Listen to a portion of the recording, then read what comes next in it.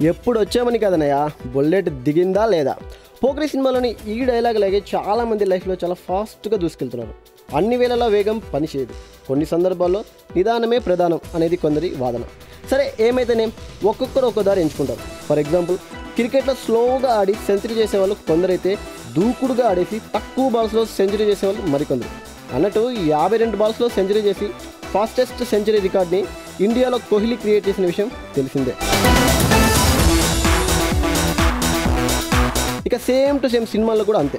కొందరు చాలా ఫాస్ట్గా సినిమాలు చేసుకుంటూ పోతారు, మరికొందరు చాలా ఆచితూచి సినిమాలు చేస్తుంటారు. అయితే టాలీవుడ్లో చాలా తక్కువ టైంలో 100 మూవీస్ని చేసిన వాళ్ళు కూడా ఉన్నారు. ఇప్పుడైతే కష్టం, కానీ అప్పట్లో వరుస సినిమాలతో ఫ్యాన్స్ని ఉక్కిరి బిక్కిరి చేసేవాళ్ళు హీరోలు. ఇప్పటి వరకు తెలుగు సినిమాల్లో 100 సినిమాల్ని చాలామంది హీరోలే కంప్లీట్ చేశారు. అయితే ఇందులో 23 సంవత్సరాల్లో ఏఎన్ఆర్ 100 మూవీస్ని కంప్లీట్ చేయగా, అన్నగారు 12 ఇయర్స్లో 100 సినిమాల్ని కంప్లీట్ చేశారు. ఇక మెగాస్టార్ చిరంజీవి అయితే 10 ఇయర్స్లో 100 మూవీస్ని కంప్లీట్ చేశారు.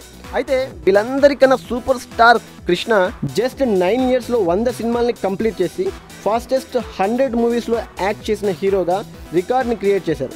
మరి ఈ ఫాస్టెస్ట్ 100 మూవీస్ రికార్డ్ని ప్రజెంట్ ఉన్న హీరోలు బద్దలు కొట్టాలంటే అంత ఈజీ కానే కాదు. మీకు ఈ ఛానల్ నచ్చినట్టయితే సబ్స్క్రైబ్ చేయండి మూవీ వాల్యూమ్.